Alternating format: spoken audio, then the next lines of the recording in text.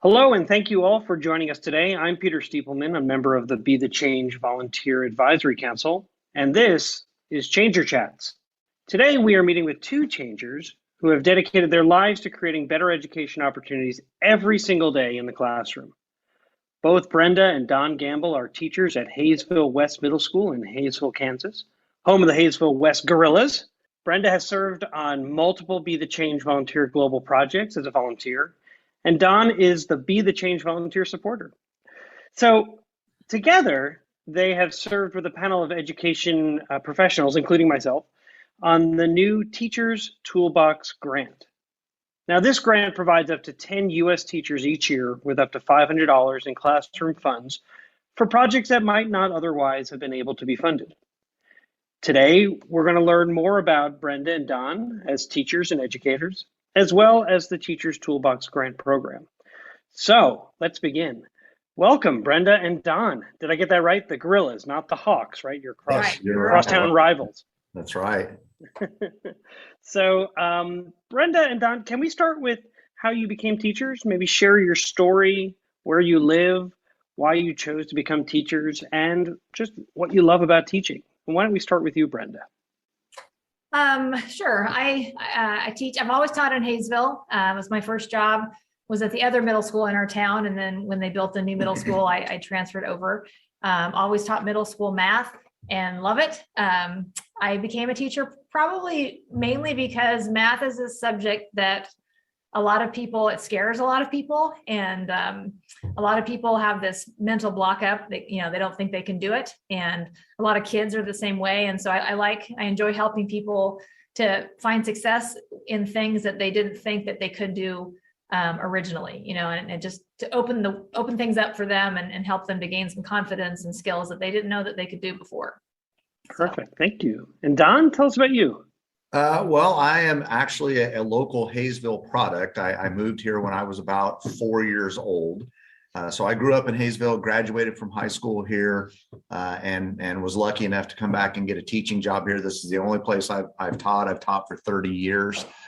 I think, like a lot of people, part of my decision to become a teacher and the subject matter I chose, which is history, was I had some history teachers in high school that I really felt like I connected with, and they ran good classes that sparked my interest in it.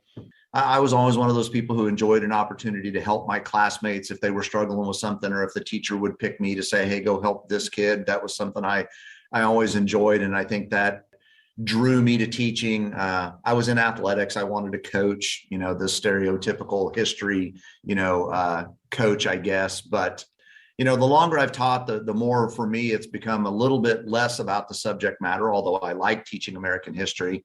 But it's just been more about the relationships, you form with the kids, especially if I can, form a good enough relationship with them that they're asking me to their high school graduation, or they want me to come to their wedding 5 or 10 years later down the line.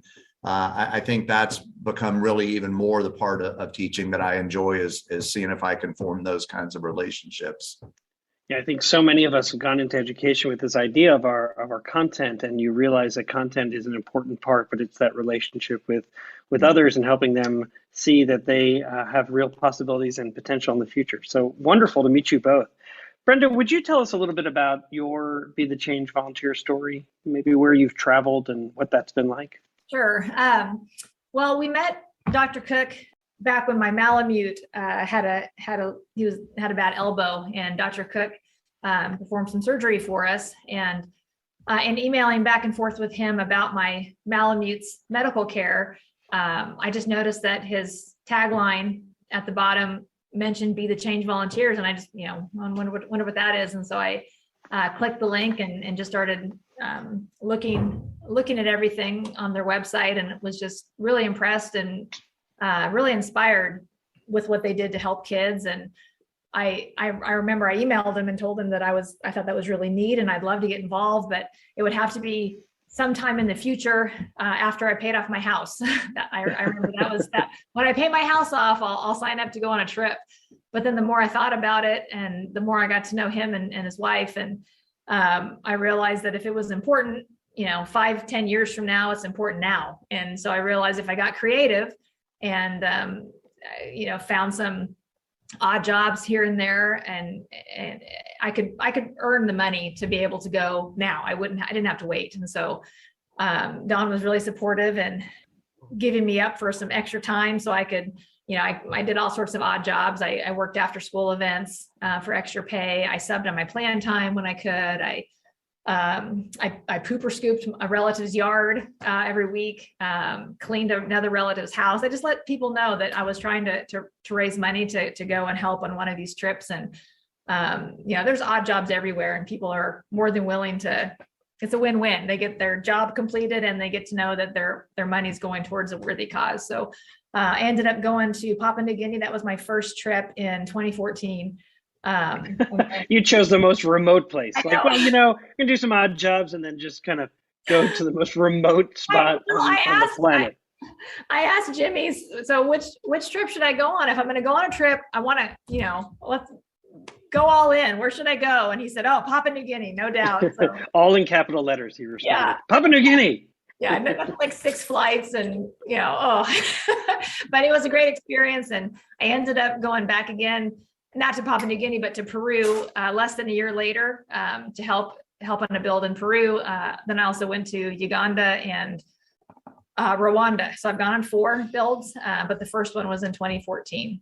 COVID hit, and that's, kind of stopped everybody from traveling for a while. And then I got a new dog. My older dogs had passed away, and I like to use dogs to help people too. And I was working with him to do therapy work, to come to school and to visit nursing homes and things like that. So my time was getting poured into him. And so with COVID and him, I haven't been back on a trip for, I guess it's been 3 years probably, but hopefully I can get that 5th trip in there sometime soon.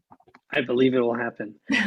So it sounds like, as these international trips had to take a pause, you started to look internally and looking at some opportunities that might support teachers within the U.S. And maybe if the two of you would maybe talk a little bit about the Teachers Toolbox Grant program and where, how it came about. Sure. I think it actually started with another Be the Change volunteer, Al, was on a trip. I believe it was in Uganda. And there were a couple of other volunteers on the trip who were soon to be first-year teachers. And so we got to know them, became friends with them. And, you spend that much time with people, you become close friends. And he stayed in touch with them and followed them on Facebook and just stayed in touch and saw that they, as the school year was approaching, that they had Amazon wish lists for things for their classroom. And in talking more to them, came to find out that just the budgets were very thin, and they didn't have a lot of the things that many people might assume that you would have in your classroom as a first-year teacher. And they were trying to find ways to raise money to get the things that they needed because it wasn't allotted in the budget. So that opened Al's eyes up to doing some research, and he found that I wrote this data down. He found that of the teachers that were surveyed, I think it was as much as 94%. I'm going to get the data right. He learned that 94% of the teachers surveyed for a specific study he looked into spend their own money on school supplies, and that could be as much as $500. So, it's a problem that a lot of teachers face, trying to get the things that their kids need, and trying to meet those needs with budgets that aren't always as big as we wish they were. So, yes, just on a side note, that can you imagine that any other profession where they are allowed to deduct their expenses, their reasonable expenses for their business, but for teachers it's $250. It's really telling about what we value and how we value those things. That what the grant allows and provides for is really in some ways transformative for what teachers are able to do in their classrooms. Don, what do you like about serving, or what do you like about serving on the committee? What really appeals to you? Well, as you were saying earlier, I'd kind of been the cheerleader behind the scenes for Brenda, helping her get, the money and the time where she could go on the builds. And I always thought Be the Change was a great organization. And this was, I thought, my chance to get my hands in it a little more and start doing some active things that were, as opposed to just cheerleading behind the scenes. And like you mentioned, one of the things that drew me to it was starting to see to do some things here in the US with teachers. I love what Be the Change does in other places and helping the communities they help. But I saw it as a little bit of a win-win that we could do something here in the US that was helping US teachers and also continuing to spread the word of Be the Change and get more people that knew about the organization and hopefully garner some support and word of mouth for it. So being on the committee, I just thought was a really good opportunity for me to actually get in there and do something to help out. That's great. Is there anything you'd like to add, Brenda? What got you involved? What do you like about serving on the committee? I think it brings, like Don said, it brings helping worldwide to helping locally and ties it all together. And that's one thing I've learned by going on the trips is just, different cultures. We're all from different places, but in the heart, we're all the same. And so to be able to help kids everywhere, I think is an awesome thing that Be the Change is doing.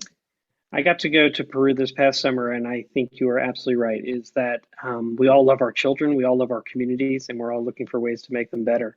What I love about what Jimmy and Christy have focused on in particular is the education of girls, because what that will do for a community, an educated women a community will thrive. And to know that they came from, when they first started, 17%, I think it was, the enrollment were girls, and now it's up to 50%, really speaks to the power of, just changing the world one community at a time. It's pretty exciting. Are there any applicants or any projects that came to mind that you were pretty excited about in funding? It was so interesting looking through all the applications for me, because you did see some what you would consider to be very traditional things, and things that when you look at it, you think, well, I can't believe your district doesn't already buy that for you. When you're looking at very traditional things like, well, I need reading materials that are on level for the kids that I have in my room. Well, how is your district not already providing that for you and for your students? So that part is eye-opening to see that. I think there's probably a lot of people that don't realize that teachers don't have everything they need, even the basics for some of the kids in their classroom. But then it was super interesting to see more of the outside the box type things that I saw. One that I thought was really cool was a teacher that kind of, and I think this was an elementary teacher, if I remember right, that was just kind of wanting to do what I categorized as like a blow-off steam room. He wanted punching bags. He wanted fidget spinners. He wanted things where the kids could bring that pent up emotional energy that they had and get rid of it someplace that they wouldn't get in trouble for it, so that then they could return to the academic side of things. So I thought that was a super cool kind of outside the box idea. There was a teacher that, and again, maybe this doesn't surprise you when you're talking about a school in Peru or Papua New Guinea, but when you're talking about a school that's in a suburb of a major city, but a teacher that wants to start a project for hygiene products. I just want money to buy deodorant, and I want the girls to have all the feminine hygiene products that they need. And I want bars of soap to send home with my kids. To see that, but it's not in Papua New Guinea, it's in a town in the middle of, Missouri or Kansas or whatever, so it was super cool to see some of the academic stuff, but some of the stuff that teachers wanted because it's outside what the school would traditionally fund, but stuff that the teachers knew their kids were in need of. Yeah, it goes back to what you said initially, Don, about building relationship with kids, right? They'll never know what you've taught them until they know how much you care about them. And some of those basic needs are fulfilled through these grants. Brenda, what popped up in your mind about some of the projects that got funding? I noticed that things were, since COVID hit, a lot of teachers now have to utilize more videos and more online ways to reach kids and to teach concepts, because kids aren't always at school now. They're at home quarantining, and so one of the needs that is starting to be more prevalent is just earbuds, and they're cheap, but I found as a teacher, even this year, that a lot of my kids, they do not have them. If they get some cheap ones, they break, and it's really hard to keep things flowing when they don't have the tools that they need to just do the basic things. And so some of the teachers on the grants were asking for classroom sets of earphones, to help with the technology. And I'm sure that's a COVID thing. It's more of a need now than it has ever been before. Is there anything else that you would like to add, either Don or Brenda, about the project, about Be the Change, or about the Teachers Toolbox? I mean, I don't, like I said, I don't think anything other than what I said, other than I love to see the connection between doing something here and continuing the work in other places. And like I said, using that as a win-win for everybody, as an opportunity to help teachers here and spread the word of what Be the Change does in other places. And kind of like we were saying earlier, showing that, sometimes it doesn't matter whether you're in the middle of Kansas or whether you're in Papua New Guinea or Peru or any of these other places that Brenda has been. The education system is the same, and a lot of times you need more than what you're given. So well said. Well, one thing that I've noticed as a teacher, I think the Teacher Toolbox grant is a great way for us to spread the word about Be the Change to other teachers. Like Don mentioned it, but I've seen the impact on my students when they know that I'm traveling to these different countries, and I can come back and share stories and actually show pictures of them, of kids. I know their names. I know about their families. I spent time with them for a week or 2 weeks, and the kids here, it just makes the world a lot smaller, and it helps them to understand how to value their own education. That we've got kids around the world that would give anything to be in their shoes. Are you soaking up everything you can here in this school where you are right now? And I think it helps. I think it's really helped my kids to not throw away their opportunities. And the more we can help our kids understand that, and then also get more educators involved, I mean, that just spreads, and that can't do anything but help Be the Change locally and globally. I love it. What a wonderful way to end our conversations today. Brenda and Don, thank you so much for giving so much of yourselves to our students. And it has never been harder to be a teacher than it is today. So from everyone at Be the Change volunteers, please know that we believe that teachers have one of the most difficult and important jobs in the world. So thank you for giving our kids the gift of having you in their lives each and every day. My pleasure. Thank you. Thank you. Thank you, listeners, for joining us for a great Changer Chat. If you like Changer Chats, let us know with your own financial support at www.btcv.us.